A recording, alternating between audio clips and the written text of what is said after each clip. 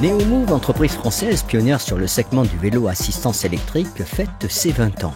Située à La Flèche dans les Pays de la Loire, Neomove conçoit ses différents modèles dans son bureau d'études avant d'être assemblé et peint par Unibike, situé dans la Bike Valley portugaise.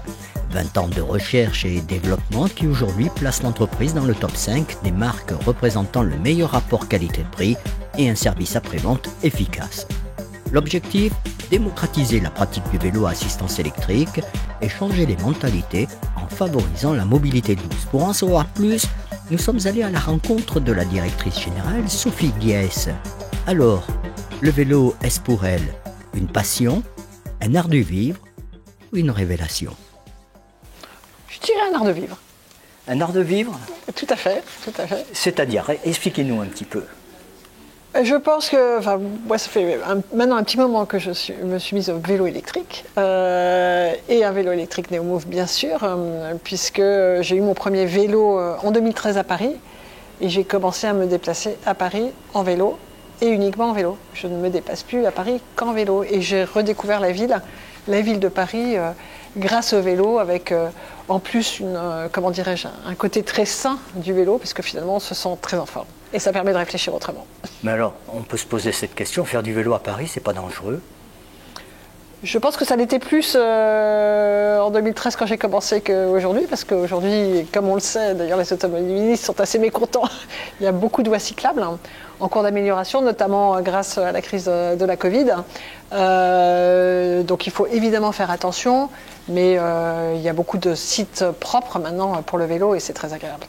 Alors, vous venez d'un univers complètement à l'opposé du monde du vélo, à savoir celui de la mode et du luxe, et on sait parfois l'extravagance est là. Quel était le challenge en arrivant ici chez Neomove? C'était d'apporter ce brin de folie au sein de l'entreprise, même si la couleur était déjà son ADN.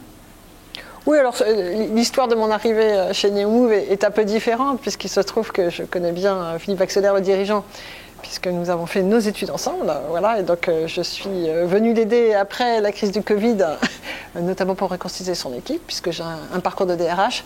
Et voilà, j'ai été tout de suite frappée, et en tant qu'utilisatrice, par le fait que c'était compliqué en tant qu'utilisateur final de choisir un vélo, et je trouvais que l'ADN de la marque très coloré faisait penser aux collections de la mode, et qu'il fallait absolument réussir à se distinguer par la marque et donc donner des attributs de marque reconnaissables et qui permettent aux clients de choisir plus facilement leur vélo.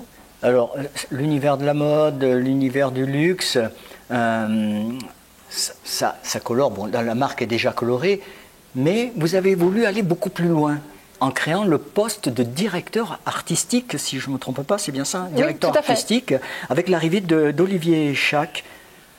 C'était pourquoi c'est arrivé? C'était parce que cet univers n'est pas brandé du vélo, on confond des vélos.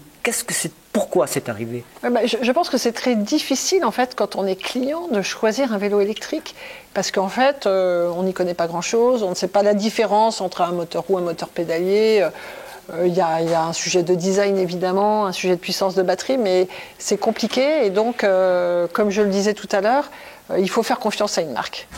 Et donc dans cet univers de marque, j'ai demandé en effet à Olivier Chac de nous accompagner, que j'ai connu dans mon histoire Canal+, parce que j'étais 10 ans DRH C'est vrai que vous avez Canal+. Un sacré parcours. Voilà. Et du coup, je me suis dit, chez Canal+, on se faisait fort de dire que quand on regardait une image d'un match de foot notamment filmé par Canal, on n'avait pas besoin de mettre notre logo parce que la marque de fabrique était là. Voilà, donc j'ai voulu, comme on a 25 modèles, on a beaucoup de modèles, c'est difficile de reconnaître un modèle Neomove, donc on l'a fait travailler sur une identité de marque plus forte, même s'il y avait déjà un écotype, un logo, mais on a voulu renforcer ce point-là pour que dans la rue, on puisse reconnaître des vélos Neomove de loin. Alors, ça se concrétise comment, cette nouvelle identité Neomove? Alors, ça fait 1 an et demi que Olivier Chac a commencé à travailler avec nos équipes, avec nous. Et ce qui l'intéressait, en effet, c'est d'intervenir sur l'ensemble de notre identité visuelle, en partant du vélo jusqu'à tous nos éléments de communication. Donc, c'est là-dessus qu'on a travaillé avec lui. Et notamment, ça se caractérise par un icotype coloré qui est maintenant sur tous nos vélos. Donc on les reconnaît facilement. Très facilement. Eh bien, on en a quelques exemples derrière nous et on aura l'occasion de montrer justement tout ce côté coloré de la marque. Alors justement, en parlant de marque, Philippe Wachsler a créé l'entreprise en 2003.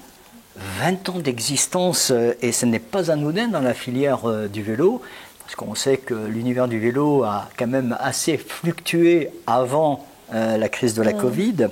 Cependant, ça n'a pas été évident de vous imposer sur ce segment du VAE. Est-ce que c'est la rencontre avec l'enseigne Decathlon qui va être le booster et qui va vous projeter sur le devant de la scène ?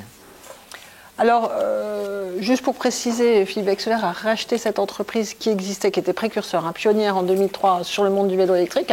La première en France à être dédiée au vélo électrique. Il l'a racheté en 2009 à la barre du tribunal. Et il a changé de nom et donc il en a fait Neomove. Donc en effet, 20 ans d'expertise, c'est ce qu'on a fêté cette année. Recherche et développement. Voilà, exactement. Donc Philippe Wachsler, qui est un ingénieur convaincu, beaucoup aimé et travaille beaucoup au développement des produits. Donc il a toujours cherché à être à la pointe des nouveautés sur le vélo électrique. Et pendant cette période de crise de la Covid, Decathlon est en effet venu nous chercher pour distribuer nos vélos dans les magasins Decathlon. Et ça a été en effet une opportunité évidente pour nous développer, pour pouvoir investir davantage encore en recherche et développement, et notamment aussi sur nos sujets de marque et de reconnaissance de marque.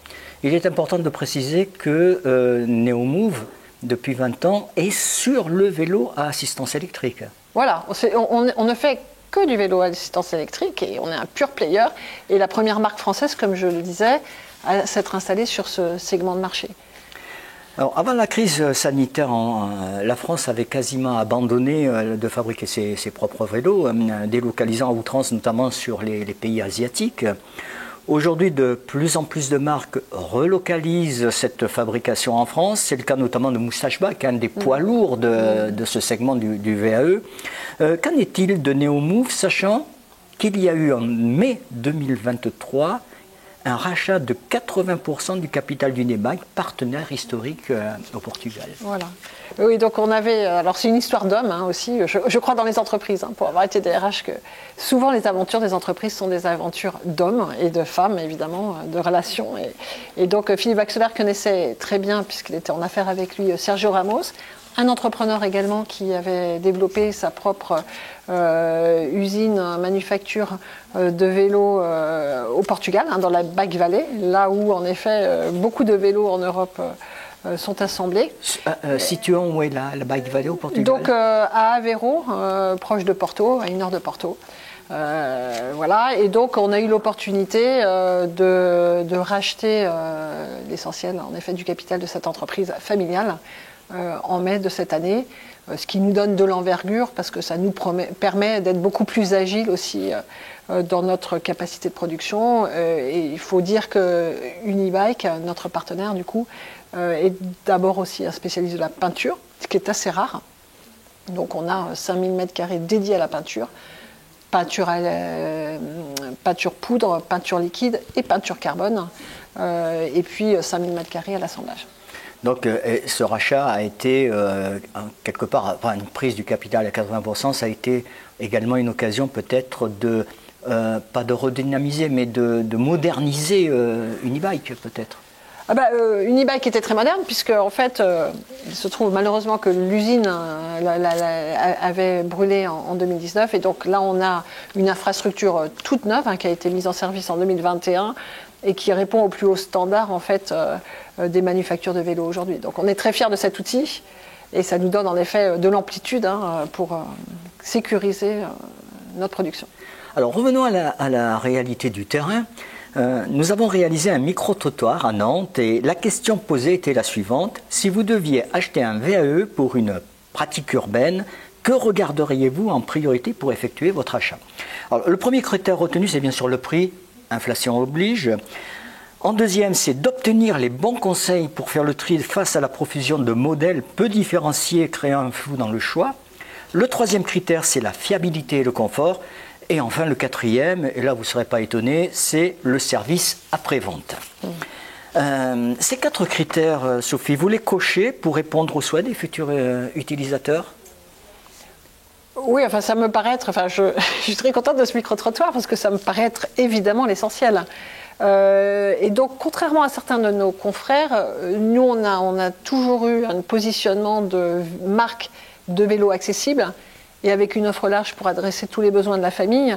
Et on est resté sur ce créneau accessible, là où des confrères sont montés en prix et en gamme.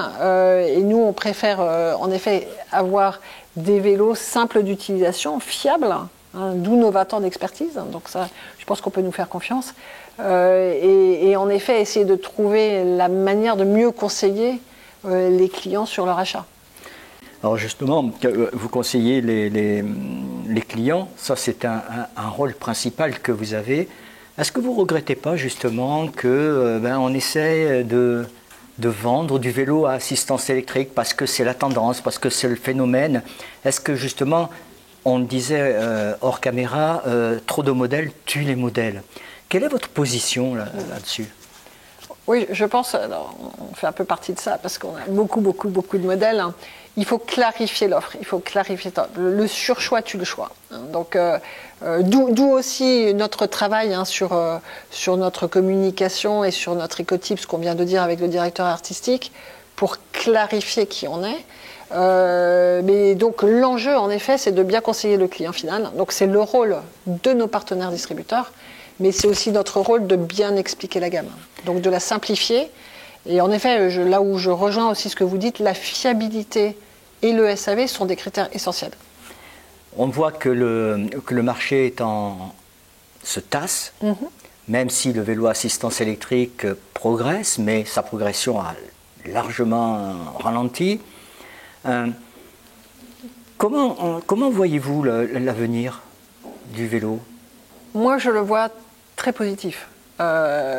Parce que par ailleurs on est assez opportuniste et comme on est entrepreneur, on regarde tout, donc on répond notamment à tous les appels d'offres et on voit une tendance lourde et forte, hein. Alors il y a le plan du gouvernement à 2 milliards dont on a beaucoup parlé, mais qui est une vraie aide notamment sur la partie infrastructure. Mais au-delà de ça, en fait, on voit que beaucoup de communes, de communautés de communes, de départements, de régions veulent proposer à leurs habitants des vélos à assistance électrique. Donc voilà, c'est une tendance lourde du marché et effectivement, il faut que les habitants essayent le vélo. Moi, je crois qu'on ne l'achète pas sur étagère, on ne l'achète pas sur Internet, même si le digital est important et je pense que le secteur du vélo électrique est en retard sur Internet. Venant d'autres univers, je crois que je peux le dire. Néanmoins, il faut tester, il faut essayer. Parce qu'il y a beaucoup encore de ce que j'appelle primo-accédants au vélo électrique. Je confirme, hein, un vélo, je n'achèterai pas un vélo sans l'avoir essayé. Ça, je vous le confirme. On disait pareil dans le luxe. Hein. On disait dans le luxe que comme les produits étaient très chers, évidemment, il fallait les voir avant de les acheter.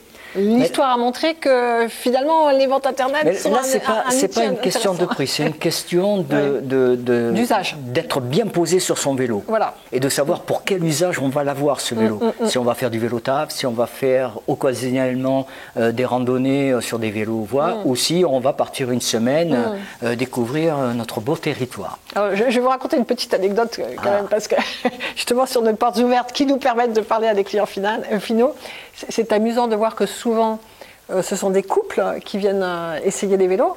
Et en général, le mari présente sa femme en disant « oui, ma femme, ça fait longtemps qu'elle n'a pas fait de vélo, elle voudrait essayer un vélo électrique ».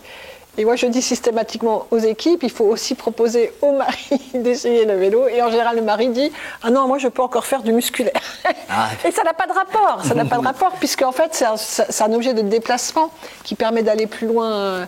Voilà. Et en général, le couple repart avec 2 vélos. Donc, c'est une question d'usage. Et en effet, de se dire que ce n'est pas le même usage qu'un vélo musculaire. Non, et puis c'est pas la même utilisation, c'est exactement. Vrai. Que pensez-vous des aides de l'État? C'est une bonne chose pour acquérir justement ces machines? Ah oui, on est dans un marché très subventionné qui a permis aussi au marché de décoller, hein, pas qu'en France d'ailleurs, hein, en Europe et dans le monde d'ailleurs. Je pense que c'est très nécessaire pour changer les habitudes de déplacement. On voit tous les sujets autour de l'environnement, de la voiture, des zones à faible émission, où évidemment le vélo a une place à jouer et un vélo électrique c'est quand même cher, il faut se le dire. Donc il faut pouvoir aider à l'usage. Et il y a des systèmes de location notamment moyenne durée C'est l'enjeu des collectivités locales, hein, des appels d'offres, qui justement veulent faire essayer à leurs habitants des vélos pour qu'après ils puissent en acheter. Et donc ils peuvent après aider leurs habitants à acheter ces vélos. Vous m'avez lancé la perche, centre-ville, décarbonation des centres-villes. Ouais. 2024, je l'ai lu quelque part, vous allez me dire si c'est vrai. Vous allez vous lancer dans le vélo cargo. Ah, tout à fait. On a déjà un modèle, qu'on met à la vente la fin d'année sur un cargo, plutôt d'ailleurs pour faire de la cyclo-logistique. Et on a un long tail en préparation qui sortira en effet courant 2024. Et on travaille aussi sur un tricycle électrique. On croit beaucoup à la cyclo-logistique ou même à des usages simplement pour des gens qui ont... Enfin, les entreprises ou les collectivités locales, d'ailleurs, ça c'est une tendance lourde des appels d'offres. De plus en plus de demandes autour du cargo, triporteur, biporteur, tricycle.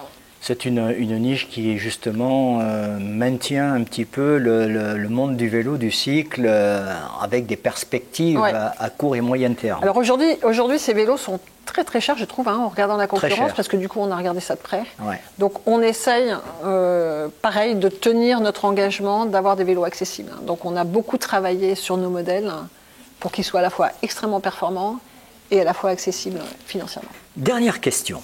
Ah, là, ça, c'est l'exercice de style que beaucoup n'aiment pas beaucoup. Comment définiriez-vous NeoMove en 3 adjectifs?